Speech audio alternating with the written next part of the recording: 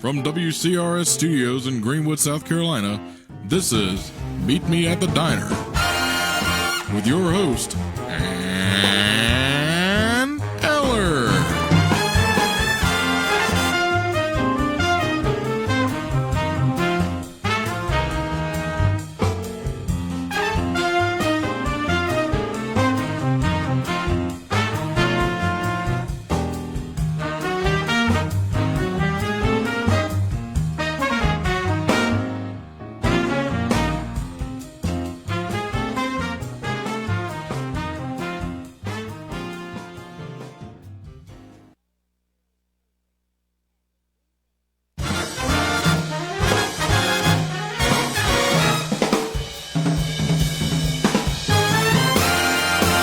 From WCRS Studios in Greenwood, South Carolina, this is Meet Me at the Diner with your host, Ann Eller.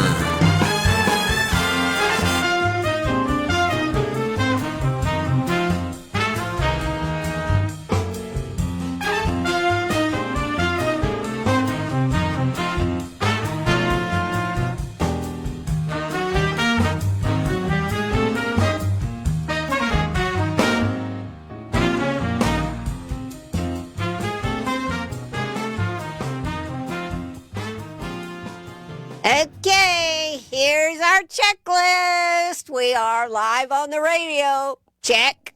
We are live on Facebook. Check. And I have a guest today, so we're all checked on all the ones. I think you can hear me. I have got my Senator Billy Garrett is with us this afternoon. He is with the new District 10, which is really kind of a confusing district. But anyways, he's with District 10. And he will be up for re-election, and we're going to talk about what he's done, what he hasn't done, what he wants to do. So stay tuned right here. This afternoon, it is my very great pleasure to introduce to you Senator Billy Garrett. How you doing, Billy? Hey, Miss Ann, I'm fine. How you doing, girl? Well, I think I got everything rolling, so that's a step in the right direction. Wow, she's like an airplane pilot. Ladies and gentlemen, I tell you, she's doing her checklist. Absolutely, it's great stuff. Yeah, Good stuff. It is. So, anyways, we got how many more days? Let's see. It could be. I'm not counting on it, but it could be. This is the day after the election, and we know who we have for a president. That's right. Wouldn't that be cool? Oh, I can't wait. Let's do it. Yeah, I mean, it would be. I get messages from my listeners and say, you're all good, Ann. So, yes. You're all good. Okay. So, anyways, yeah, it would be nice to have a decision like we used to in the old days. You know, by 11 o'clock at night, you knew who had won instead of this anxiety. And I know some states are still talking about that they're going to give it a longer window. So it's ridiculous, isn't it? It truly is. We really need to know on the day of the election. I think in each of these states, of course, we're sovereign states, so each of the states have a right to do what they're doing. But, you know, the whole idea is to get an election up and behind us, and so we can move on. And so I'm excited about it. Can't wait. Looking forward to it. What'd you think about the Supreme Court coming down with their decision today? Did you hear about that? Virginia can take those, was it 16,000 or 1,600, whatever it was, off the rolls. Good. Off the rolls. I didn't know that. I was actually in court until just recently. Just got out, and so no, I haven't seen that. But you know, that's the only. Listen, Ann, why are we even having to have this discussion? And right, I know that. But here's the thing. Let's make sure everybody that votes on this amendment, I'm a co-sponsor of that amendment. Let's make sure that if somebody votes that they're a citizen of South Carolina and that they're a citizen of the United States of America before they vote in even our state elections. Well, has there been a question about that Yes. before? I mean, because Not- I really, not- wait a not minute, in I South have Carolina. not really understood the purpose of this. I thought it was basically semantics. Is that not true? It is semantics, but some Supreme Courts in some of the blue states Yes. have literally taken the position that a resident cannot, as long as they're a resident, whether they're a citizen or not, they can vote.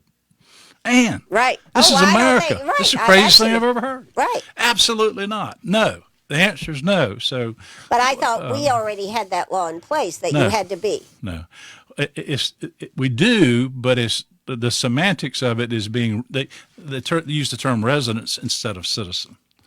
Okay. So all right. we I had never to, understood what the problem we had was. to clarify that. Josh Kimbrell, out of our senator from Spartanburg, came to me and he said, "We got to do something about this." And so he went ahead and started working on the legislation. He said, "Will you co-sponsor?" I said, "Absolutely. This is something that we do not need to have happen in South Carolina." And had we not done that, and if people don't vote for it, it could happen here.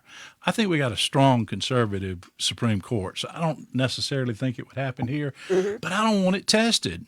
I don't want somebody down at the DMV to think that they can give somebody the right to vote Right. who's not a citizen of the United States and who's not a citizen of South Carolina, unless they're going to change their state of residence. You follow me? Sure, absolutely. So, but yeah, I did not understand that that was the problem with that. That's what's good going to know. on there. Yeah. Well, okay, so that is one thing. Now, one of the things I could ask you about is, do you really think, I mean, now I know this is semantics, but it's not really.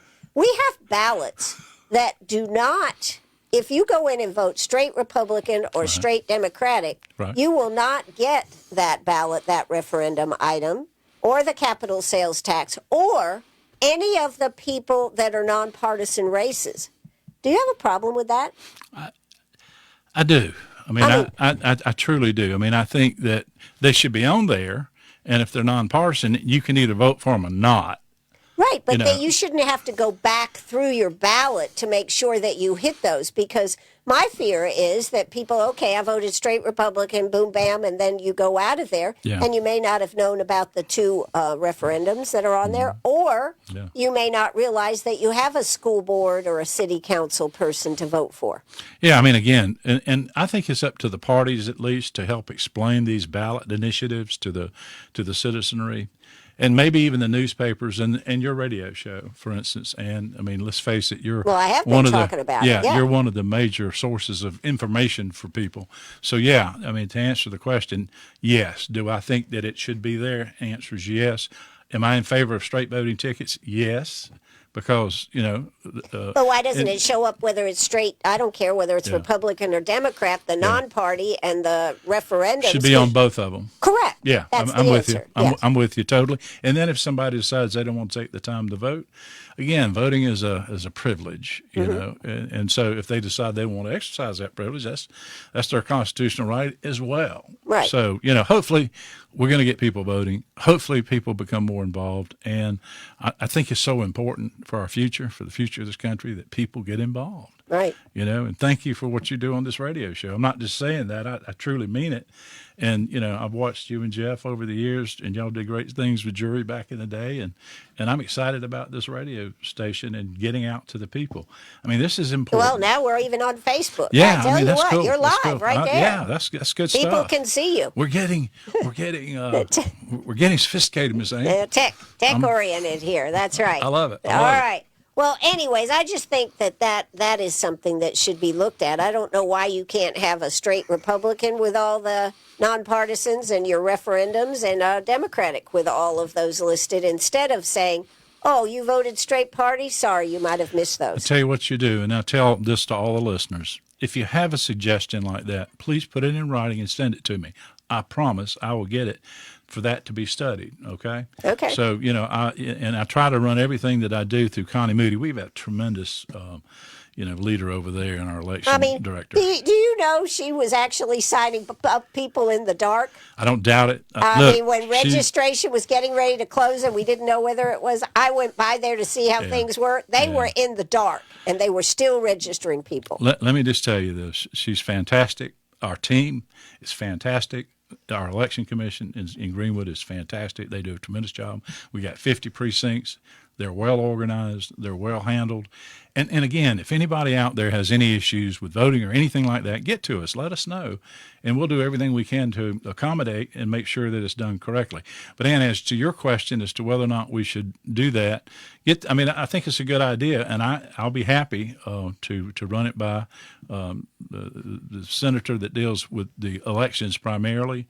Is generally Campson out of Charleston. And I'll be happy to meet with the chairman and say, look, my folks over in Greenwood, this is what they're interested in. Sure. What do you think about it? And then let him run it through the subcommittee, and then if they can reach an agreement with the House and try to get something passed, then maybe the next time, Ann, when we do one of these, guess what? Your idea will come to fruition. I mean, it could happen. Right. But, get it to me in writing if you can. I try to make notes of these things, and I wasn't making any notes today. I wasn't going to actually pull any of that. But if you'll send me that to my Senate email address, or you can call it to me. Everybody can send it to him, and that way maybe we'll get some action on this. How about that? I think that would be a good thing, because I think it's totally unfair that you have to go back and publish my Senate address and my cell number and to everybody. And seriously, if they'll write me a letter or send me a note, it doesn't have to be that pretty. They can send me a text. I'll get it to the right people and get back with you and let you know what we find out. Well, Billy's cell phone number is 864-554-0963. If you think this is a good idea, text him that both ballots, Republican and Democratic, should have all the candidates on it. And if they're nonpartisan, what does it matter? And it's like with these two referendums that are on there, the capital sales tax and the referendum about voting what is a citizen. So those things, but that would be good. He also has a P.O. Box 142 in Columbia, South Carolina, 29202. That's 29202 if you want to send him a letter. And either of those. They can also send it to my law office here in town, 109 Oak Avenue. 109 Oak Avenue, right here in Greenwood, 29646.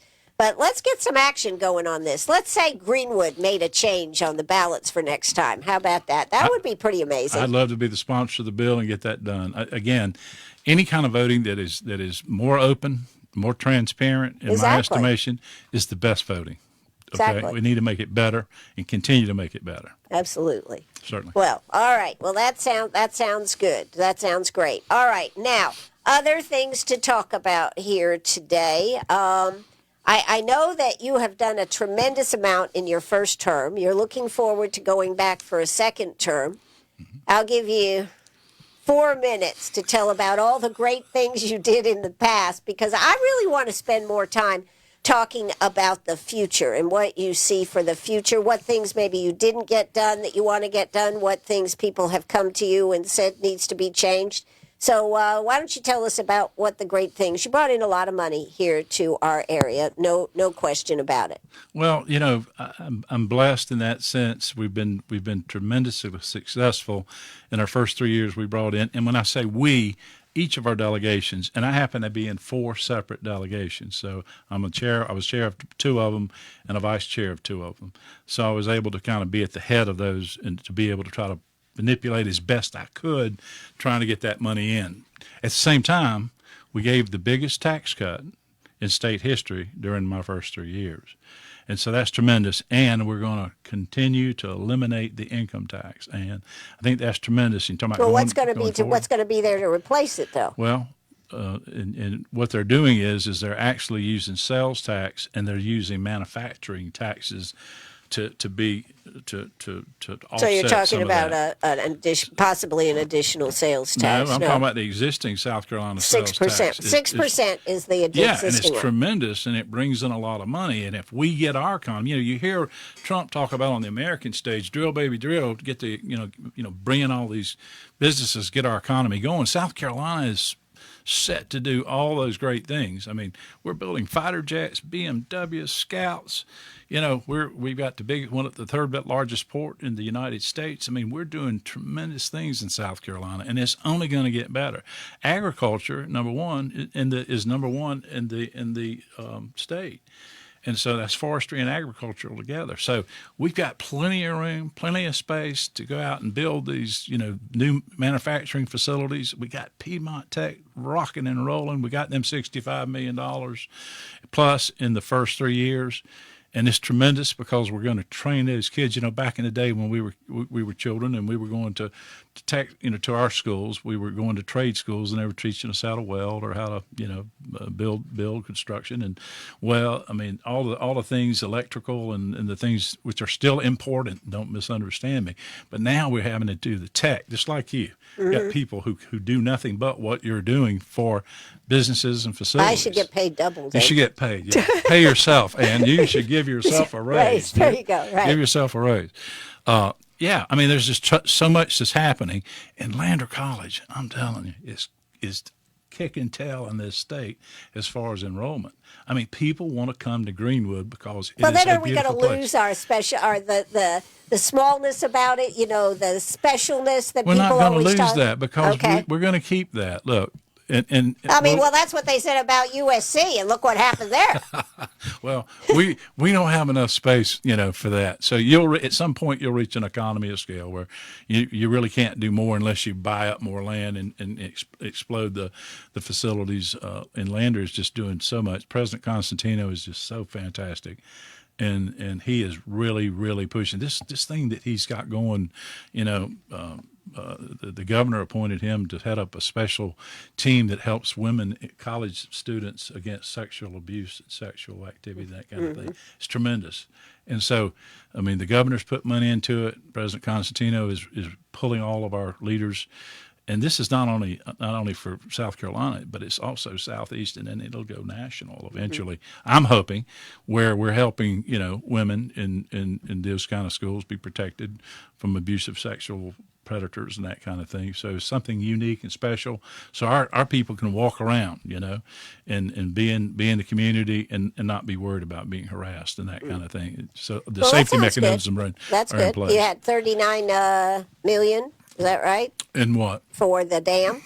Yeah, we were able to get the money for the Conisty Dam. First, we got $3 million for the study, right? And then we were able to get the 39 to go. Excuse me, I think it's 49 to build it. Okay, 49. Okay, is it 49? Okay. To build it, and so we were excited about getting that done. Where's that at? Where's that at? Do you have any idea? Oh yeah, they actually had a meeting. I think one day this week. It might have been earlier this week, and I talked to the leader of that, who's been the trustee, and he told me that they are way ahead of schedule. Looks good. They'll probably start building, and he was talking about, sometime in February, this coming February, being able to actually start, moving dirt and all the things that they do.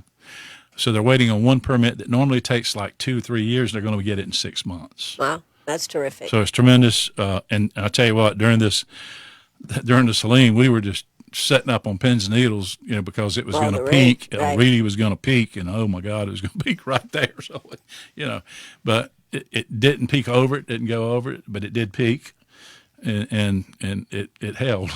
It held. Well, that's the important we were all thing, with our right? fingers crossed, because again, if that thing fails, we're in trouble. Exactly. So I'm excited about the drinking water for Greenwood and Lawrence County. We're going to get that done. Infrastructure is always, always, always important.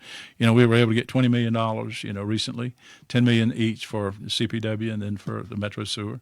Always excited about any time we can do that. Roads construction. We're trying our best to get this bridge fixed over near the airport. Yeah, I mean, it's just unbelievable. We got the money, we got the approval, the drawings, the plans, and everything. Now we're having difficulty finding somebody to build it. And come to find out, that's one of the reasons we're not getting the roads built as much as we want. Is there's only 4 companies out here that are building roads. And that's we used to have 8. We used to have 8 companies. I mean, that's really a problem. In 2008, those 4 of those companies went out of business. So we've either got 4 or 5 now, I'm told, this is what they're telling me, right, that are the only ones so they're so covered up, they can't get to all that needs to get done. You would hope that somebody else would step in, but then if you have an economic downturn, right, the money slows up, and they've got hundreds of millions of dollars invested in that equipment. I mean, it costs a fortune to have one of those companies. They would lose out, and they would go bankrupt like some of the others. So, it's very important who we have leading this great nation of ours to make sure this economy is booming, to make sure that we got people that are comfortable putting that kind of money out there. I think that a lot of people will be making decisions if this election goes the way a lot of people think it's going to go. Right. I think if it doesn't go that way, I think a lot of people are going to be pulling back. So I think that Tuesday, Wednesday, Thursday are going to be a pivotal day to see what the direction, and I think a lot of people are sitting on the sidelines, whether it's the stock market, investing in business, or a mortgage, gold, or buying a home. Buying a home. With interest rates. Yep. So I think all these things are pivotal questions. And the cost of gasoline has now come down, but they could have done that all along. It's nowhere near what it was under Trump. And according to Trump, of course, at Madison Square Garden, he's going to bring it down. I truly believe that he's going to bring the price of gasoline down to make it very well. I think helpful to when you take the reserves right in order to bring the price down, that's wrong. That is wrong, and that's dangerous. Yes, on top it of is. that, it's dangerous because then how are you going to fill it back up if you don't have your own pumps and your own reservoirs and refineries? Of course, how are you going to do it? Of course, the Biden-Harris has been saying that they are pumping more. They may be, but then why did they need to take it out of the reserve, Miss Ann? You're right. Look, I agree. I don't listen. I might be from South Greenwood, but that doesn't mean anything. I'm smart enough to know that if our country gets into a time of war, and look at the Middle East, Absolutely. and then That is going to depend on who becomes president, whether they go full bore or not. That's right. I think That's exactly right. So, we've got a lot of things that are at stake here. Not only for the United States of America, but for South Carolina, because it all trickles down. Look, the other thing on things that we're doing is that we're setting up a special force, for our school resource officers, to get those guys trained. And I'm finding out now, I was told early on that there was a resource officer in every one of our schools. I'm finding out that's not the case. what happened? There's 157 schools that do not have a resource officer. Are you serious? I was shocked. I found this out. I'm trying to help Ware Shoals. They've been paying for theirs all along. Correct. I remember reading that. Yep. Okay, so those poor folks up there have been paying for that all along, and now some of these other schools are getting them for free. And then, so we need to try to help Ware Shoals get on that list where it's not free. Look, we're paying it. All of the taxpayers pay it. But look, until we've got every school in South Carolina with a resource officer, I'm not going to stop. And I can't believe that I was told that was done, and I'm finding out that it's not. So we need to work on that. There's an old phrase. I'm just going to give it to you. Okay, Miss Ann, give me the old phrase. It's a word I was told by the one and only Jeff Eller. People only do what you inspect, not what you expect, Ann. I learned that in running my little store and many stores that I've run. I'm looking at Jeff over there now. He was my friend, and that does sound like the sage advice. Yes, that's an old phrase. He would impart to us. Yes, if we sat down with him long enough, he was always special. Yes, that's true. But I mean, somebody needs to be inspecting this and making decisions. Look, I'm going to help Ware Shoals with that issue. But I mean, what about the other 150 And I'm schools? look, and that's a lot of things people don't understand. As a state senator, my responsibility is not only to my district, which is absolutely my responsibility, Absolutely. but the whole state is my responsibility. And I'm responsible to everybody, whether they're a Republican, a Democrat, or an independent. I have a responsibility to them. And my phone doesn't ask you, whether you're a Republican or a Democrat. Maybe or an it should. independent. Maybe that would be interesting. Maybe. No, we're not press gonna do, 1 for Republican, press 2 for Democrat. That could be interesting. We're not going to do that. That way you'd know who you were talking to. It doesn't matter. Look, our responsibility. I was talking to a group of folks down in Lexington the other day. I was with some retired teachers, and they were kind of picking on me because everybody knows that I'm a staunch Republican, and I'm a hardcore right Republican. Proud of that, and I just got backing of the Palmetto family and the Citizens for Life, and the John Warren, the John Warren group. They put me down as their sponsor, me, supporting me, endorsing me. So, at one point, so I'm excited about the. Well, we have Republicans. a question here for you. Oh, you got a question? We have a question. All right. Actually, she's asked 2 questions. This is her second question. Okay. It seems there's a lot of recent finding out about the roads, the SROs. Haven't you been in office for 4 years? I have. I surely have. And so I guess could you explain that? Why we're just finding this out? I have no idea as to why that we were told. We, who's we? We, the General Assembly. Okay. Was told that they needed X dollars for budgets, okay? Mm-hmm. So we made sure they got the X dollars for budgets, and we were told that was enough to go ahead and get them all, have a resource officer in every school. Well, we don't. And I didn't even hear about that until I'm talking to a finance person about this. It's 4 weeks ago, and I'm saying, look, I'm trying to help Ware Shoals. They're paying for theirs, and right. I know we're paying out all this money, and I approved that budget. my name went on that, approving it. I said, and I was told at that time this was going to be enough to take care of all the resource officers, somebody for every school. Right. I was told that by the people that were Well, then, projecting this. were you told also that we had resource officers, or is this just the first time that you've actually asked that hard question, like, do we have resources? It's the first time I've asked a hard question, okay? I asked a hard question, and I said, are you telling me that we actually have schools that do not have resource officers? And they said, Senator, I'm sorry to tell you, but that's the case. I said, how many? And then they gave me that number, and I said, that's not acceptable. I said, so whatever we got to do, I said, when it comes back to this next term, now finding this out, and you can tell your listener that I'm going to do everything I can. I can't do anything until I find out about it. Right. Okay? That's all I can do. But when I find out about it, I will do something about it. I guess it just kind of looks like it's kind of being shoved under the rug, right? I mean, well, because, you've got a whole Senate and a whole House. Yeah. I mean, it would seem that somebody would know about it. We literally were told when they asked for this allocation to go to this special school that we were setting up to train the officers, okay? Right. That we were going to have one in every school. And that sounded good. Yeah, if we're going to spend money, let's protect our children. Right. Again, I back the blue. Everybody knows that Billy Garrett backs the blue. We were able to get $500,000 for the McCormick Sheriff's Department down here 2 years ago as a special earmark. And they needed it. They needed it. Right. I mean, their jail was falling apart. So, we had to do that. But anyway, always trying to help with law enforcement, always going to help with resource officers, which I think are a tremendous thing. And we need to have those people trained so we don't have the fiasco at a school where these officers don't know what to do. Right.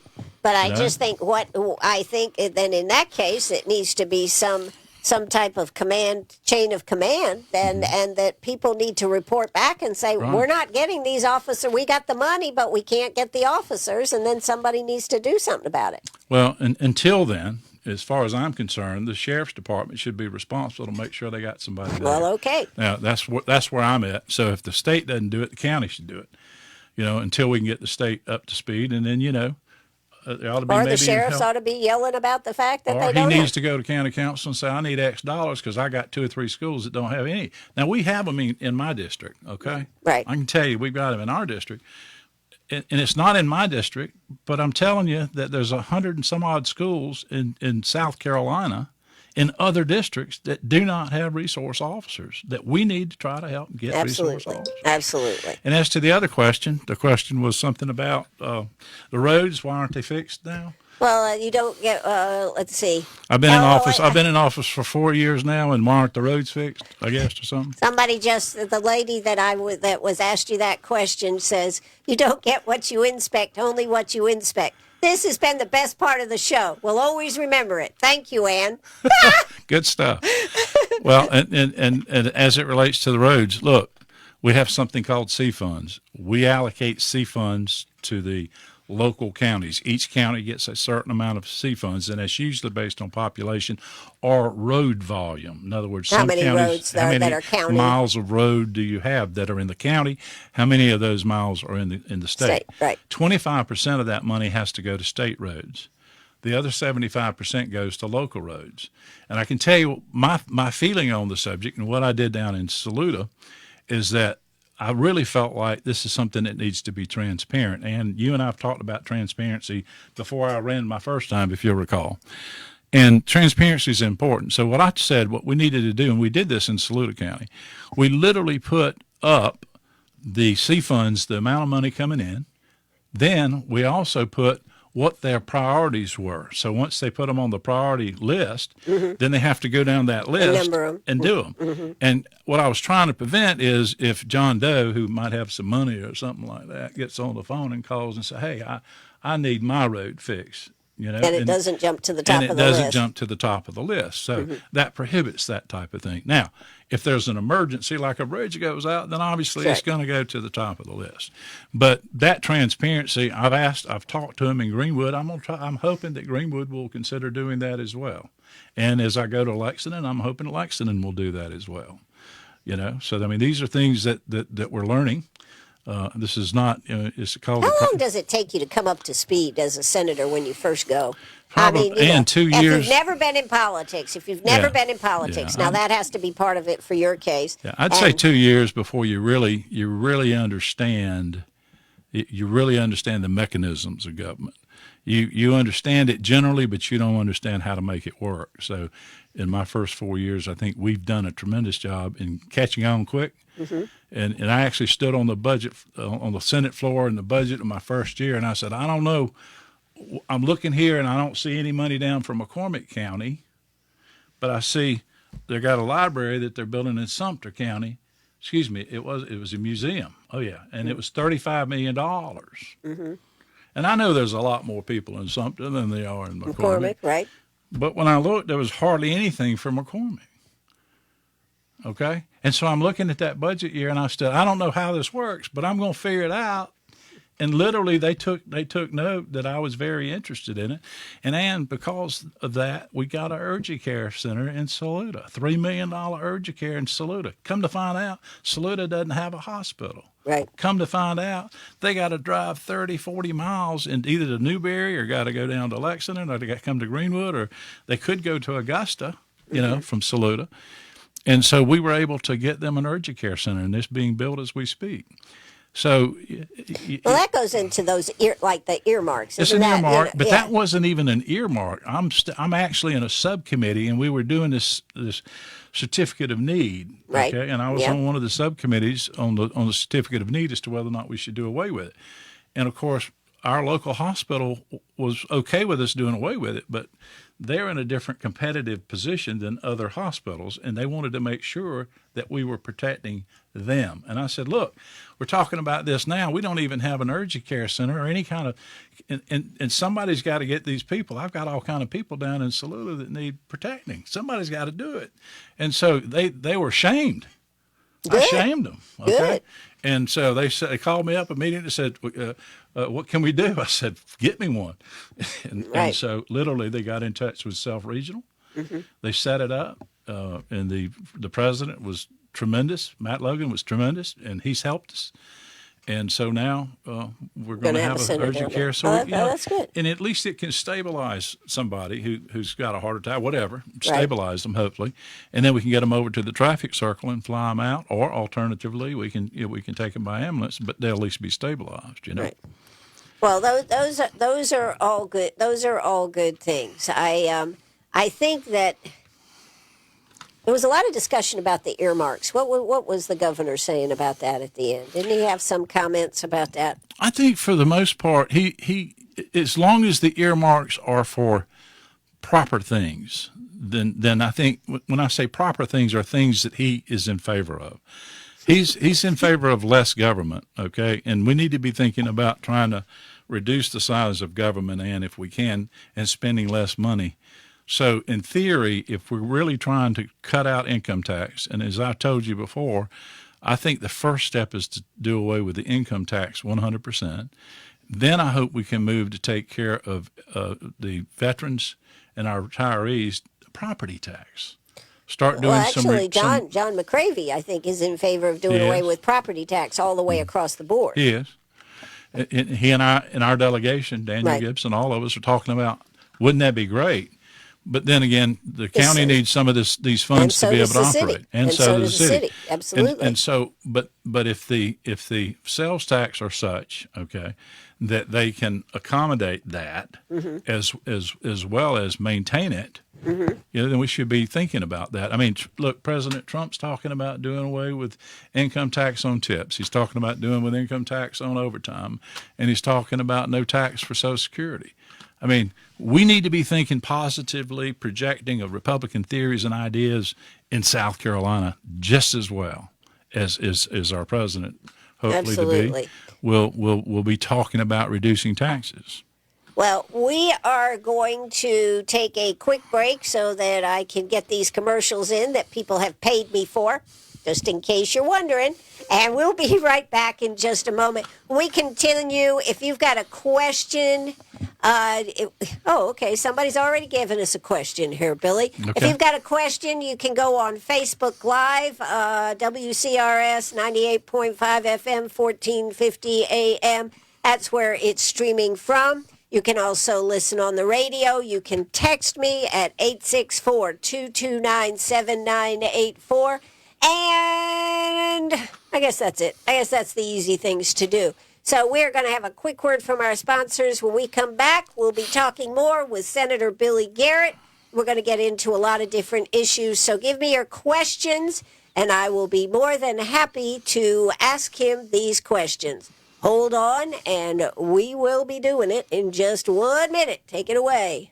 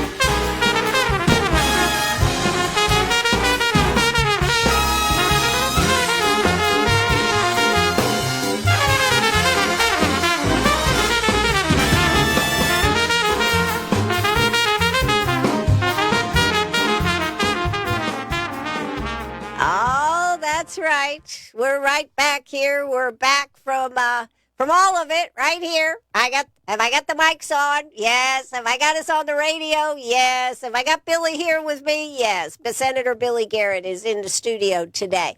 So we're going to continue our conversation here. Love to hear from your questions. You can do it right on Facebook. You can text me at 864-229-7984. 864-229-7984. So let's continue our conversation with Senator Billy Garrett right here on WCRS. So, Billy, we've got There needs to be a little clarification. I don't think there needs to be a lot, but what is the district you've actually been handling? I mean, this redistricting is kind of tricky, isn't it, from the standpoint of where your responsibilities lie? My responsibilities currently are Abbeville, McCormick, Greenwood, and Saluda. Okay. That is my current responsibilities. I am the senator until such day. If I get elected, then it changes on November the 5th. Where does it change to? I lose McCormick. I lose Abbeville. I gain Lexington. Okay, so instead of having 4 counties, I'm going to be working 3 counties. But it's a tremendously long, narrow district. It goes from the top of Ware Shoals to where Lawrence County comes in. All of Greenwood County, I've got all of Greenwood County. And it goes all the way down to the dam on Lake Murray.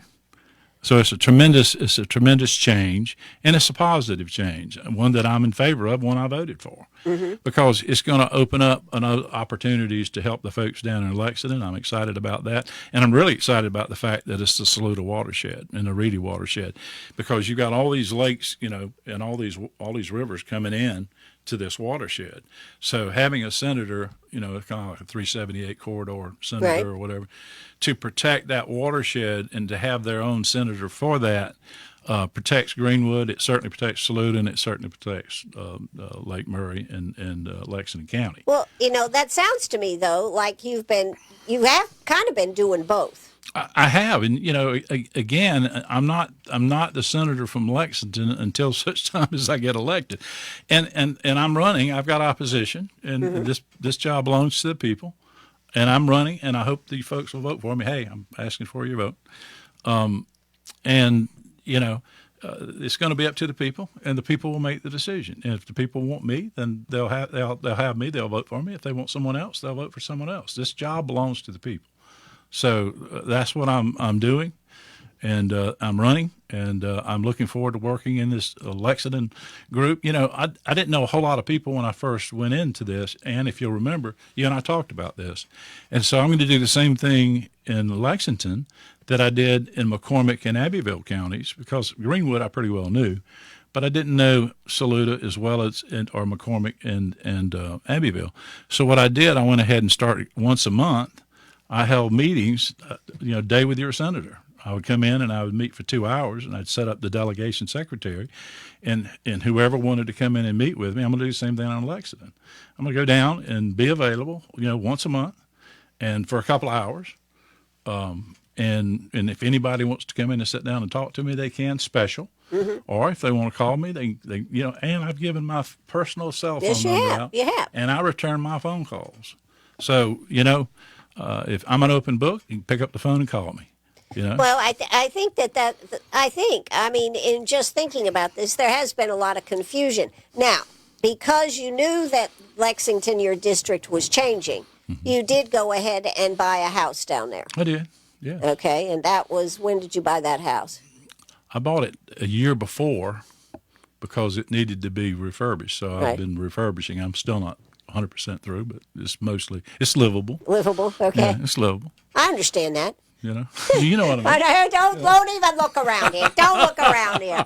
But the bottom line is, you were doing this in preparation to continue being a senator because, and I really think it's rather odd, because they announced that your district is changing, but then you still have to take care of the original district. Oh, absolutely. I mean, we don't get to just drop. Okay, well, I'm just going to drop McCormick and I'm going to drop Abbeville because actually Saluda actually changed, so the number of people that I represented in Saluda actually went down. So you think I'm just going to drop those people? Right. No, the answer is no. I'm going to work. I'm going to continue to work, and I've been working the entire time. But I'm also starting to make connections in Lexington, not as much as I would like. I've got a law practice here in Greenwood. Right. I spend all of my living time, in my district. Mm-hmm. You will find me here, okay? And during and come when I'm down in Columbia, I'll be down in my Lexington house most of the time. and I'm always going to be at my lake house on the weekends. And I've been doing that since I started practicing law many years. You got to have some time down. Okay, so You do? yeah, I didn't realize that. Yeah, well, I know you have decided not to do that. There was a time you used to have a weekend. Yeah, or two. maybe so. Maybe so. But the bottom line is, and I think this has been part of the confusion that has been spread out there and has been a problem, is that technically you do not take on Lexington until January. And if I'm elected. Yeah, and that would be in January, That's correct? right. January the 5th. January the 5th. Okay. So just for anybody that had any question about it, and by the way, I am looking at his driver's license here, his voter registration, everything. The man is just trying to impress me, dazzle me with, oh my God, you weigh that much? Don't you tell anybody about that. Anyway. You've been picking on me about my weight for 30 years. That's I have. I've known you for a long time. But the bottom line is, not to make light of this, because a lot of people have tried to stir up a lot of stuff about this. Your domicile is, you have one in Lexington. You also have a lake house now. And you can only have one domicile. Right. You can only have one. My legal domicile is in Lexington County, okay?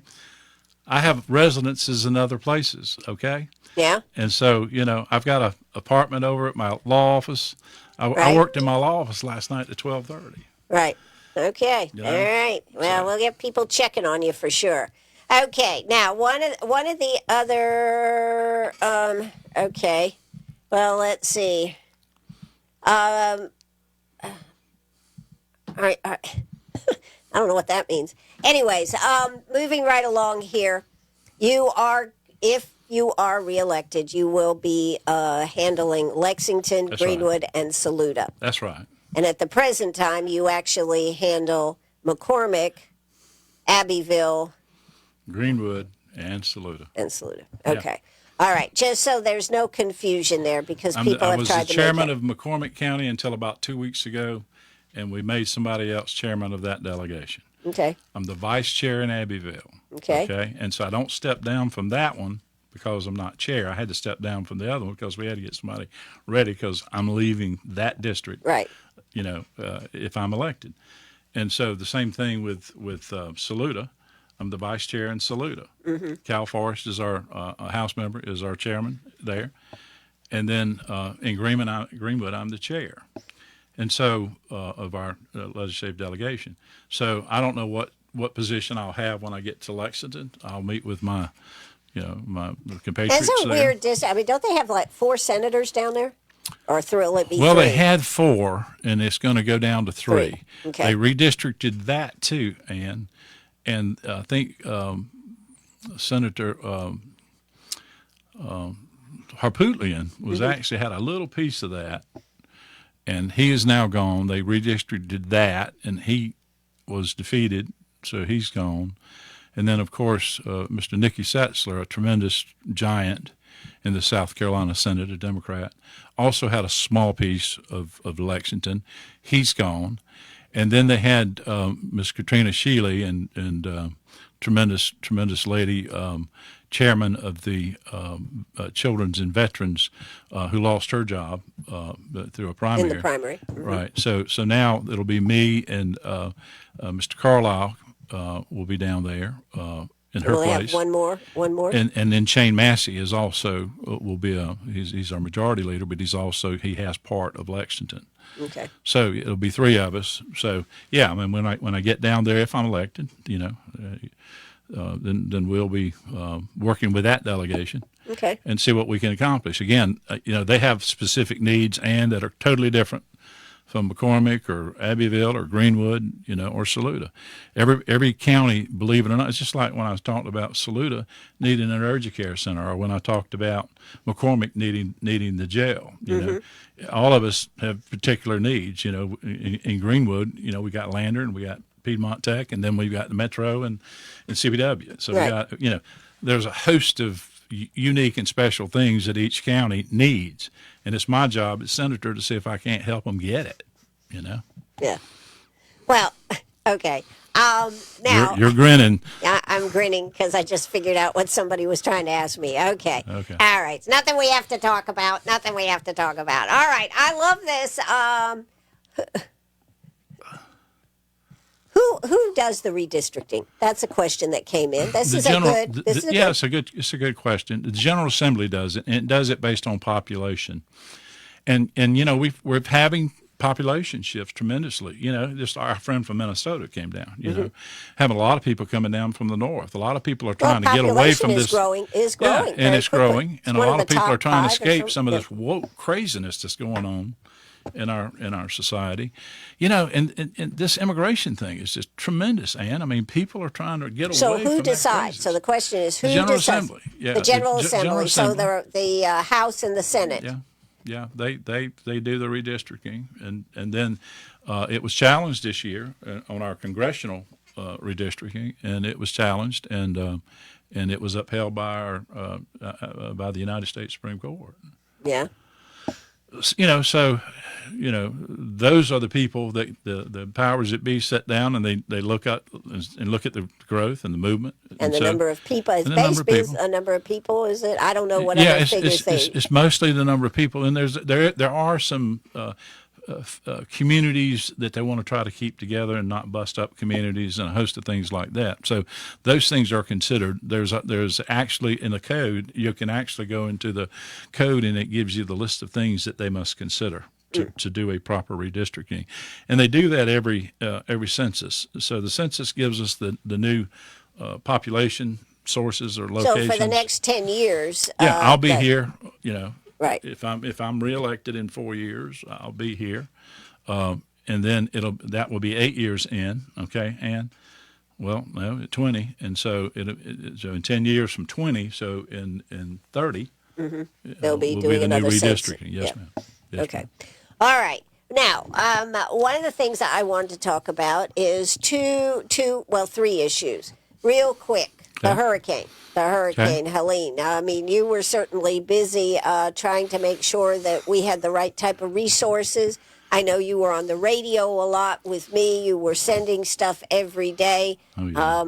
I got a nice kudos at the state of the county yesterday for all the work that the radio station did by being available. And you were available to me, and as you know, every time I got a resource or some information on resources, I was sending it to you, hoping, and you did, I'm told, got it out on the radio. So the moment I got it, I literally stopped what I was doing and made sure you got it so you could get it to all of our citizenry. Sure. And look, I called my sheriffs on the first morning of to find Friday. out what do you need and what can we do for you. I was actually out on the road driving my district, all of it, and calling in to the Department of Transportation where the major thoroughfares were blocked. While we were doing that, we were trying to make sure we got them open for our medical facilities.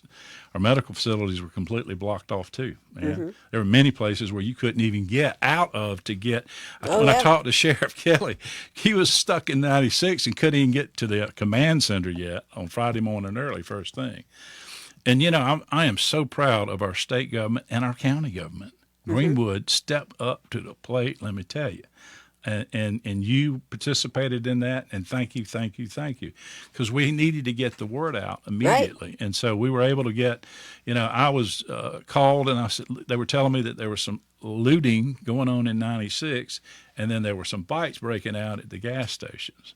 So we immediately got in touch with the governor's office and they put me with Phil Hamby and those, put me directly in with the adjutant general's office to try to get some National Guard in here to help us. And literally, I mean, it was almost instantaneous. John McCravey and I said, we got to get them in here quickly. So we were able to get them in almost immediately, and then we had a meeting with the general. He came in to follow up to make sure that what they had sent was sufficient, and did they need more. And we did need more. In other counties, I needed other things. For instance, over in McCormick County, in the pharmacy, we have a pharmacy over there, but they don't have a generator. We got one pharmacy over there in McCormick. So I had to make sure that we got a generator, and they were kind enough to get it. Also, they didn't have any cell phone in McCormick. Why is that? Well, a lot of these cell towers went down because they lost all the energy. McCormick and Abbeville both, Little River had a real tremendous problem. So I was on the phone every day working with the director of Dominion. There's 144 miles of line, power line from Santee where we get our energy in McCormick County and in Abbeville County. And it has to come across that 144 miles of line before it gets to Little River. So not only was Little River, the cooperative, in dire strait because it was destroyed as well, that 144 miles had not even been looked at because so I mean there were lots of problems and you were able to resolve these problems and I think the thing that they had was it last week out there at Piedmont Tech was a tremendous help to a lot of people. I tell you what, I was out there, collected a lot of information, a lot of places that I didn't even know existed that would love to be on the radio to let people know what the type of things they do. That was tremendous, too, by the way, and thank you for taking Pamela Ablett on your phone. She told me she'd been by to see you before she came over there, and she's just tremendous, and she was there to make sure that we had everything we need. And I want to say a special shout-out to our governor. I had 3 separate conversations with our governor call me. I didn't call him. He called me and said, Senator, I know your district got hit awful. What can I do? Is my agency's doing everything you need? If they don't, pick up the phone and call me. He said, I can fix it for you. So our governor, you can't ask for any more than our governor is tremendous. I mean, he was, and when I found out that he also called our sheriff, okay, not only did he call me, he called our sheriff to say, Sheriff, if you need anything, let me know. Let me know. You know, so, I can't say enough about Greenwood County. I mean, and Theo Lane, let me say great things about Theo with Duke Power. I was on the phone with him almost every day. He was giving me reports. I said, what do you need? And then we found out that McCormick down there may need some help down there, and so we were going to try to put them with his camp over in Greenwood and found out he was full. I think they had like 1,700 people out here. They did. So then we were able to we talked to Hope Rivers there at Tech to see whether or not we could use the center over there, Medford Center. And then she already had some things going on there, but she opened the door for us to use a place down in Edgefield County. Everybody worked together, you know, and it was awful. Well, that's the way the world's supposed to be. It is. I'm just so proud. I'm just so proud of our state and our county. I can't, you know, I'm just so honored to be able to be their senator. That's right. So that was real well handled, and a lot of people worked together and to get things done. Now, I would like to know, personally, where are we at as far as what you want to accomplish, what didn't get accomplished that you're going back to accomplish. I mean, there's a lot of questions about a lot of different issues, but I'll open it up to you to say, what do you see in the future that you want the voters to know that you're going to be looking at, trying to take care of and make a resolution to it? There's a host of issues, Ann. There's a host of issues out there. Again, we need to continue to back the blue. Mm-hmm. And this thing that I found out about, we found out about these resource officers. Again, that's something that I really want to work on. Get down and make sure that 100% of all of our schools have a resource officer across the state. Our education system is fantastic. You know, we had a bipartisan bill where we're able to give teachers and workers at schools to be able to give them a little help, family leave. You know, that's something that we did as a bipartisan action. I thought was tremendous and helps the quality of life for our teachers. You know, not only are we trying to reach their pay, get their pay up to at least the national average, we're also attempting to try to help them with their quality of life. We're also helping teachers, and which I want to continue to work with. If they will work in our areas, they can come to our schools and get educated for free. We'll pay for it, and then they'll have to work in a particular area for a period. Well, that of is time. one of the things. We have school districts that definitely need more teachers and better qualified teachers, I guess maybe, but. Yeah. That there always was a program where you would actually reduce their college, their loans. Yeah. That was if they would work for X amount of years in some of these I'm wanting districts. to pay full scholarship, though. I mean, if somebody's willing to come in and dedicate their lives to teaching, which is wonderful, it's a tremendous public service. We need to get those people out there. We need to help them get educated and let them give their 4 years, and hopefully, prayerfully, they'll like it so much they'll want to stay and be a lifelong resident of the location or the area and teach those children, for years and years and years. How do you think we're doing years. on teachers' pay? Do you think we're paying them enough now? No, we still got to go. Still got to go some more. I mean, we give them a raise every year that I've been in the General Assembly, and I think we need to continue doing that. Again, we've got this overage of money, okay, and how we spend it, it needs to be spent with priorities of education, law enforcement. This thing about immigration, if the president comes in, if it's Mr. Trump, and hopefully it is, I'm certainly supporting him. I'm hoping that we'll be in a position where the criminals especially are getting deported immediately, and we're getting contracts with ICE. All of our local counties are getting contracts with ICE and through SLED to be able to help come in with some of those deportations when that happens. So I'm hoping we can get those criminals out of the United States. We've got some of them in South Carolina. I don't think it's near as bad as some of these sanctuary cities and some of these sanctuary states.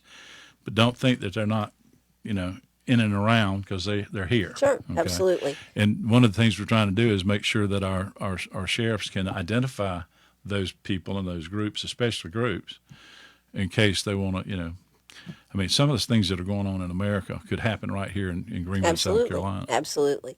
So, we've talked about, I know that one of the things that you were very proud to get passed was putting God back into schools. That's right. The Motto Act, we were able to get that passed by putting God back in schools. So we have to have a placard showing "In God We Trust" and "While I Breathe I Hope," which is our state mottos, both in English and in Latin, as some of our founding educational facilities were based on Latin training.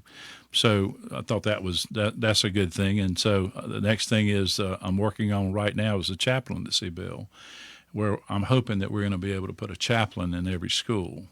And I just think that'd be helpful to help children with not only their educational growth, but their spiritual growth. I mean, what about the objection to the fact that religion shouldn't be in schools?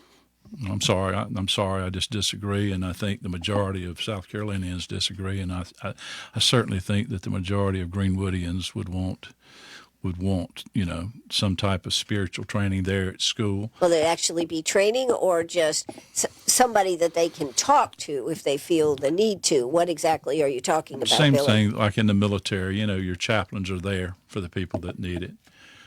So whether they teach a class or whether they're available, we haven't got the model dialed in yet. That's something that will be debated. So the great minds of the Senate will be in debating that. The great issue. minds? Yeah. Okay. Yeah. Will you take input from the public? Absolutely. Listen, I mean, we don't make any decisions without going through a subcommittee and committee hearing.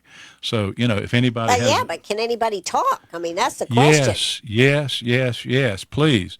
If anybody in Greenwood or anybody that listens to this radio station wants to be heard on an issue before the Senate, you should look at the Senate calendar, and the Senate calendar, once it's published, will talk about the issues that they're going to have public hearings on, and they're going to have public hearings and have a subcommittee there sitting to hear, and all of that is brought in. All the senators on that subcommittee will get briefed.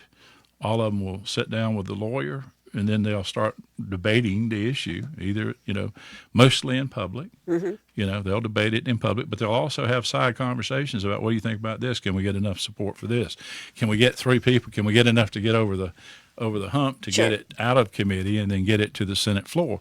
And but you actually are interested in what people have to say. And absolutely, that's what we're there for. Well, I think a lot of people don't see that. I think a lot of people don't think that, And, this politics, is not something that I ever thought that I would be involved in. You know that. Right. But I've enjoyed, and I want to hear what everybody's got to tell me about what it is that I'm doing. In other words, I want to hear, how often do you call me? Almost every day. And do you not have an issue? Almost every day? Yeah, you do. I'd like to have that relationship with everybody in Greenwood. I mean, I really want to hear what they want me to do because the majority rules in a democracy. Right.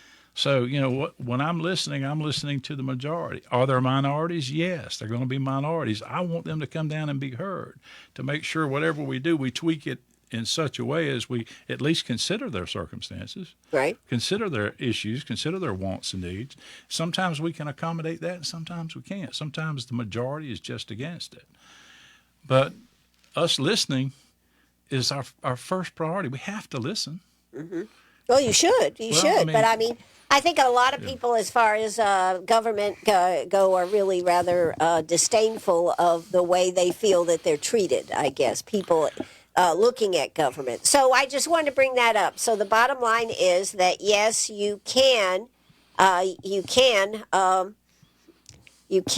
make a difference by being involved in the process. Yeah, I want everybody to come down. There are situations where it is so big and it's such a big issue that they limit you to 3 minutes. Right. Okay? And so you better be prepared to give your statement within 3 minutes. And then sometimes the Senate will ask you questions about what it is you say. And sometimes your time will go greater than 3 minutes. But for the majority, we got 3 minutes to be heard, unless we're bringing in special experts. If we're bringing in special experts on the subject, both pro and con, they get a little bit more time because they're experts on the subject, and we are not experts, and we need to hear what they have to say so we can make decisions.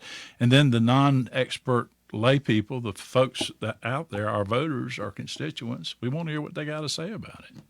Some of this stuff, without listening to some of their issues. I mean, for instance, I'll tell you, and I lost a son, and these drugs are a real problem in America.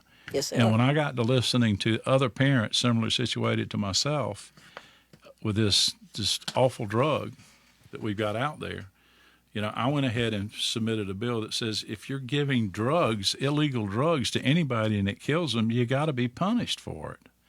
This idea of my friend gave me this lewd or these drugs, that lewd tells you how old I am, or whatever at this party or whatever, and then you take it and it has some of this other stuff in it and it kills you, okay? Right. Well, you shouldn't have been dealing that stuff to start with.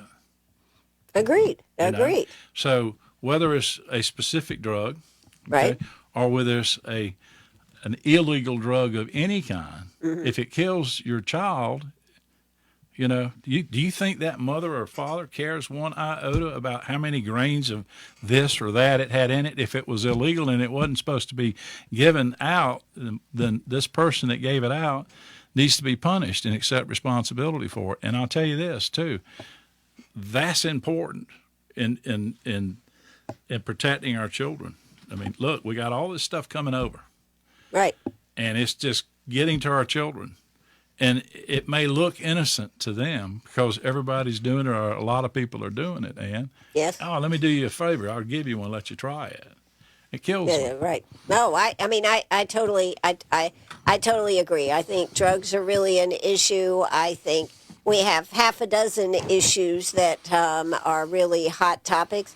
I know that we're going to run out of time, but I'm going to bring up the marijuana bill because a lot of people have interest in having marijuana. Of course, they say medical marijuana, and then of course that always seems to lead to recreational marijuana.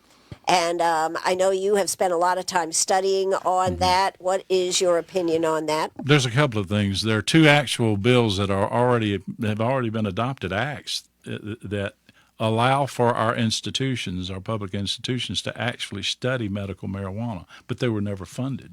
Right. So they're law now, and there's two laws. There were two different ones. One was all the way back into I think it was 1987. Right. Okay, and then there was another one in 2000. And each what of were those supposed to do for the world? One of them, the original one, as I recall, was for they were trying to figure out whether or not it could use it to treat glaucoma and a host of other things. Right. So there were supposed to be medical studies, so they were going to get legal marijuana through the FDA and come in and study it for glaucoma. And people could get it. And no, people couldn't get it, but they could get it through that system to study it. Right. Okay. So that was there, but it was there, but it never got funded of substance. So Okay. it never took off. Well, And that's ridiculous, Billy. in 2000 era, I'm thinking early 2000s, like 2008 or so, if I recall correctly.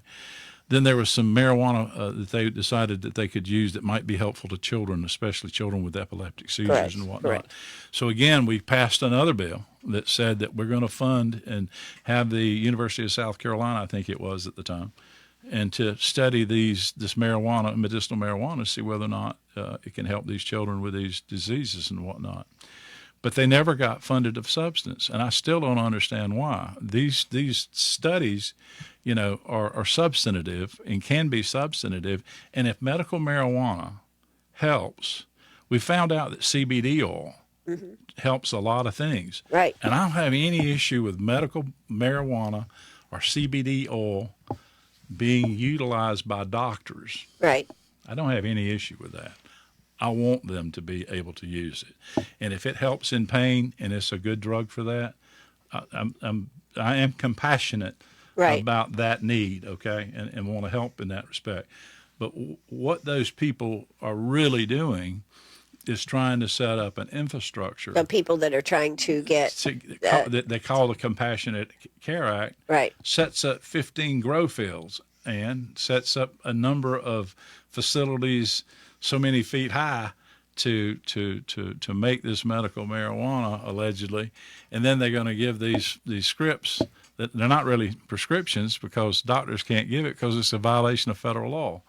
So, and banks don't handle their money because it is tied to marijuana, and that is against the federal law. So, if the state of South Carolina is going to violate the federal law and have recreational marijuana, like some other states have, in my estimation, on the face of it, that is not following the law. We're a law and order country. One of the biggest things that I think is a problem with that, taking all that aside, Yeah. is how do we determine that somebody is driving on the roads? We have a way to determine if somebody is drunk or has had too many drinks. There doesn't seem to be anything that says you shouldn't be driving, you've had too much marijuana. Believe it or not, there is a new eye test. An eye test? An eye test, yeah. I've been studying this as well. There's a new eye test that they're talking about. They're trying to develop where they actually take fluid off your eye, the top of your eye, and they can tell the amount of marijuana in your system. Again, I haven't seen it perfected. I haven't seen anybody say, "Oh yeah, we can do that." But one of the biggest arguments against it is there's no way to detect it. And so if people are out and smoking their doobie or whatever they're doing and driving down the road, I mean, so you get him, you stop him, okay, and you charge him with simple possession of marijuana. If they got more than a certain amount, charge him with that.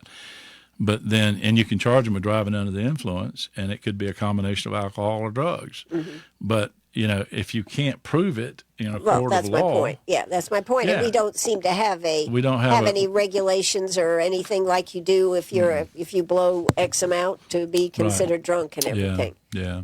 All right. Well, That's Billy right. Garrett, I'm about out of time, but what I did want to give you is 2 minutes to tell the folks what you plan to do, why they should vote for you. The mic is yours. Thank you, Miss Ann. Listen, I can't tell you how proud I am of Greenwood. I cannot tell you how proud I am of the people in this district. It's been the honor of my life to serve for the last 4 years. I would like to serve another 4 years if the people will have me, and that's going to be up to them. I've tried to prove my conservative ways as a Christian, as a conservative, being pro-God, pro-life, pro-Trump, pro-Second Amendment. We haven't talked very much about that, Ann, but, we have to make sure that our government doesn't come in here and try to take our Second Amendment rights away. Right. So I'm there. I'm in the arena fighting for conservative causes, and if that's the kind of politics you want, then you need to have somebody who's endorsed by all of the major players as a staunch, right-wing Republican. That's me. Okay, I'm going to be pushing those ideas. And if that's not what you want, then you should vote for somebody else. I mean, again, I'm going to be pushing it. As I said, I believe first in God. I believe in my family. I believe in the Constitution of the United States. I believe in the Constitution of South Carolina. And I believe in the Republican platform in that order. And I've added family to that. As you know, I'm a member of the Family Caucus along with John McCravey. Tremendous And you have group. a family. And I have a family. Tremendous group. Yeah, and I've got a family. Miss D, my wife, is kind enough to let me do this. After I promised that I was going to retire, she's tolerating me. Right. After 48 years of marriage, she's tolerating me to do this, and I love her, and I really thank her for that. And I thank my daughter Tara and my grandboys for letting me do this. It's really important, Ann, that somebody's out there fighting for them, and I'm out there and I'm fighting for them. And I'm just asking that you vote for me and allow me to continue to do. And I promise I'll always be here for you. I'll always listen to you. All you got to do is call me at 864-554-0963. Thank you, Ann. You're welcome. Well, this has been another interesting interview right here on WCRS Radio. I am Ann Eller. And we are going to conclude this. I will tell you, you still can vote early. You can vote through Saturday at 6 o'clock. Make sure you get to the places that it can be done. That is voter registration. That is the library. That is over in 96 at the Visitors Center. And where else can you vote? Did I miss one? I think I missed one. Hodges up at the... Hodges at the Little River Multicultural Center. So you have till 6 o'clock every day, even on Saturday. Please get out and early vote. Please, if you have any questions, make sure you contact Senator Garrett at, what did I do with 864 Yes. 554-0963. That's my cell. Okay. Make sure you contact him and ask him the questions. There's nothing worse than not knowing the answer to a question, and it is your opportunity to do that. I hope you found this interview helpful and will maybe stimulate some more conversation as we roll up to Election Day on Tuesday. If you don't vote by Saturday, you will only be able to vote on Tuesday, so make sure that you do that. That's going to do it for us. This is WCRS right here in Greenwood. Thank you, everybody, for staying with us right here as we went over a little bit on the time. So thank you very much. That's going to do it for us.